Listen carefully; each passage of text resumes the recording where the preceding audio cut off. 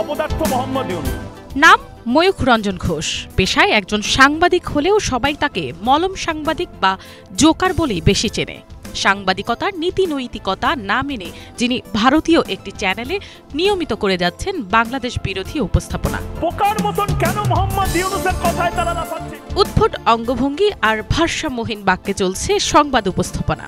হাত নেড়ে প্রলাপ বকতে বকতে ছুটছেন স্টেজের এক প্রান্ত থেকে অন্য প্রান্তে। নানান অঙ্গভঙ্গিতে করেন সংবাদ উপস্থাপন।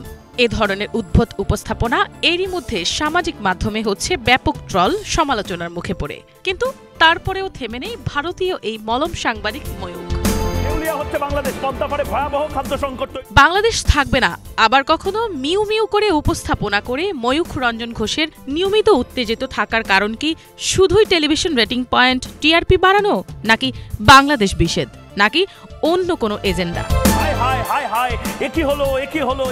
ময়ূখ বর্তমানে ভারতীয় টিভি চ্যানেল রিপাবলিক বাংলায় সিনিয়র এডিটর এবং ইনপুট প্রধান হিসেবে কর্মরত। ময়ূখ রঞ্জন ঘোষের উপস্থাপনা দর্শকদের একাংশের কাছে বিনোদনমূলক মনে হলেও অনেকের মতে এটি সাংবাদিকতার প্রকৃত মান ও গুরুত্বকে ক্ষুণ্ণ করে। তার অস্বাভাবিক উপস্থাপনা শৈলী পশ্চিমবঙ্গ এবং বাংলাদেশের সংবাদ জগতে একটি হাস্যকর নতুন ধারার সৃষ্টি করেছে। এটি মূলত চমকপ্রদ এবং অস্বাভাবিক সংবাদ পরিবেশনার ওপর ভিত্তি করে তৈরি বলেও মনে করছেন অনেকে। নোবেলজয়ী অর্থনীতিবিদ ইউনূসের নেতৃত্বে ময়ূখ রঞ্জনের সঙ্গে এবার নতুন করে যুক্ত হয়েছেন আরও কয়েক ভারতীয় সাংবাদিকের নাম। ময়ূখের মতো করে বাংলাদেশ নিয়ে তারাও ছড়াচ্ছেন অপপ্রচার। বিশ্বের ১০০ প্রভাবশালীর তালিকায় ডক্টর ইউনূসের নাম থাকলেও কেন ভারতের কারো নাম নেই, এই খবর যেন ময়ূখের অনুকরণ করেই উপস্থাপন করলেন ভারতের আরেক সাংবাদিক প্রিয়াঙ্কা চৌধুরী।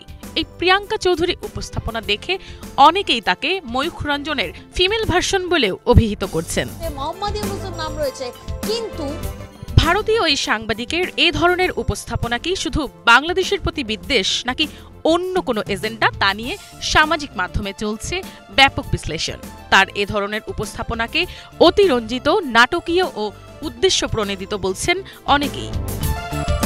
মিনালা দিবা, বাংলা ভিশন, ঢাকা।